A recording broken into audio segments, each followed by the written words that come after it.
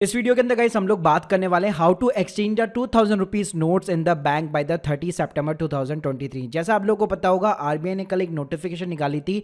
तो गाइस इस वीडियो के अंदर मैं आपको बताने वाला हूं उसके ऊपर क्या लिमिट है, क्या प्रोसेस रहेगा एक्सचेंज करने का, डिपॉजिट करने का, इनकम टैक्स का आपके ऊपर क्या इंपैक्ट वगैरह पड़ सकता है, सारी कंडीशंस बताऊंगा एग्जाम्पल के साथ में।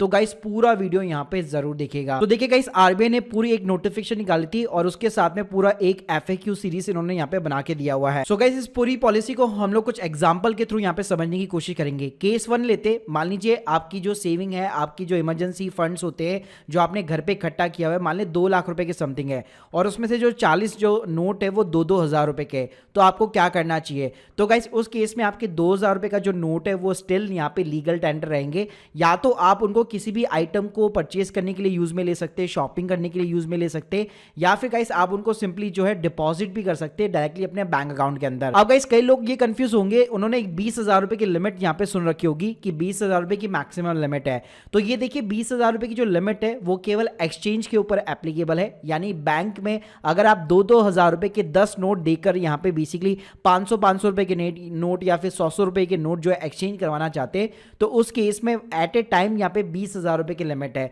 बाकी गाइस अगर आप अपने बैंक अकाउंट के अंदर डिपॉजिट कराना चाहते हैं तो वहां पे कोई भी ऐसी सर्टेन लिमिट नहीं दी गई है। चलिए इसको हम लोग एक और एग्जांपल के साथ में समझते हैं। मान लीजिए आपकी मदर या फिर ग्रैंड मदर के पास में 5 नोट है 2-2 हजार रुपए के।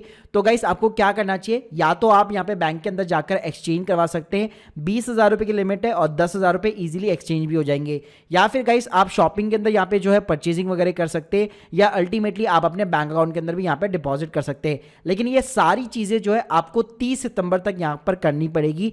30 सितंबर तक ही आपको टाइमलाइन दी गई है आरबीआई के द्वारा। अब गाइस बात करते हैं कि मान लीजिए मैं किसी रेस्टोरेंट के अंदर जाता हूं और वहां पे अगर मैं 2,000 रुपए का भी नोट देता हूं तो हो सकता है जितने भी जो बिजनेस वाले लोग हैं या कोई भी रेस्टोरेंट है या फिर जो शॉपकीपर्स वगैरह है वो 2,000 का नोट लेने से यहाँ पे मना कर दे। वो कहेगा ये कि भाई ये तो अब नोट नहीं चलने वाला है। तो गाइस इसका मैं आपको सिंपल सा आंसर बताना चाहूंगा कि ये आपके 2,000 का नोट जो है अभी भी यहाँ पे लीगल टेंडर है और कोई भी जो शॉपकीपर है या फिर कोई भी जो रेस्टोरेंट है वो इसको मना नहीं कर सकता। पहले भी इसके ऊपर एक केस हो चुका था जहां पे एक शॉपकीपर ने 10 रुपए का जो कॉइन होता है वो लेने से मना कर दिया था और उसके ऊपर एक कंज्यूमर ने जो है कोर्ट केस कर दिया था। गाइस हम लोग बात करते हैं शॉपकीपर्स की, बिजनेस पर्सन की, कि मान लीजिए उनके कस्टमर उनको 2-2 हजार रुपए के नोट चिपका करके जा रहे हैं तो क्या उनके लिए ये प्रॉब्लम है? तो बिल्कुल नहीं, उनके लिए कोई भी प्रॉब्लम नहीं है। 2,000 रुपए का नोट उनके लिए स्टिल लीगल यहाँ पे टेंडर वगैरह रहेगा। तो वो चाहे तो डायरेक्टली आपका जो भी बिजनेस का करंट अकाउंट है या अगर आप एक सेविंग अकाउंट के साथ में भी बिजनेस करते हैं तो उसके अंदर आप सिंपली डिपॉजिट करा सकते हैं। आपके ऊपर कोई भी लिमिटेशन नहीं है, आप अनलिमिटेड पैसा उसके अंदर जमा करा सकते हैं। या गाइस अगर आप चाहे तो आपके जितने भी वेंडर्स है, सप्लायर्स है, कस्टमर्स है, उनको भी वापस आप 2,000 रुपए का नोट यहाँ पे दे सकते हैं।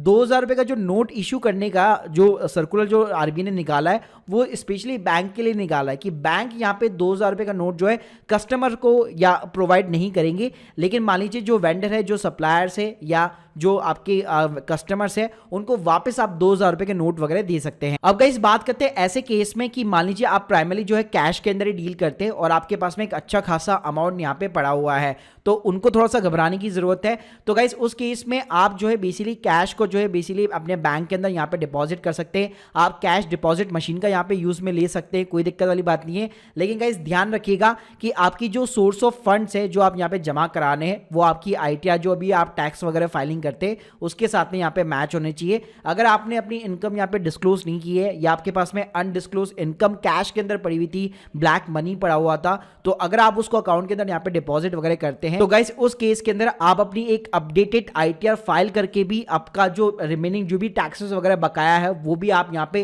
टाइमली जो है डिपॉजिट वगैरह कर सकते हैं। गाइस बात करते हैं कि यहाँ पे एक्सचेंज और डिपॉजिट का बेसिकली प्रोसेस क्या रहेगा। तो देखिए सिंपली या तो आप डायरेक्टली हर बैंक के अंदर आजकल डिपॉजिट मशीन लगी होती है तो आप सिंपली मशीन का यूज में ले सकते हैं, या फिर अगर आप एक्सचेंज करवाना चाहते हैं तो आप ओवर द काउंटर भी जा सकते हैं। अभी यहाँ पे आरबीआई ने कोई भी ऑफिशियल फॉर्म नहीं निकाला है एक्सचेंज का, ना ही कोई बैंक ने निकाला है, उन सभी को यहाँ पे टाइमलाइन दी गई है। आप सिंपली जो नॉर्मल डिपॉजिट स्लिप होती है उसके थ्रू भी अपने 2-2 हजार रुपए के नोट जो है सिंपली या तो आप अपने बैंक अकाउंट के अंदर जमा करा सकते हैं या उसी के थ्रू आप यहाँ पे एक्सचेंज भी करा सकते हैं। इसके अलावा गाइस यहाँ पे जो मैंने आपको लिमिट बताई थी वो एक्सचेंज के ऊपर है 20,000 रुपए की लिमिट, डिपॉजिट्स के ऊपर यहाँ पे कोई भी लिमिट्स वगैरह नहीं दी गई है। Guys hope you like this video, please subscribe channel. अगर आप लोग के कोई भी डाउट्स है कमेंट बॉक्स में जरूर बताइए। Thank you guys, thank you very much.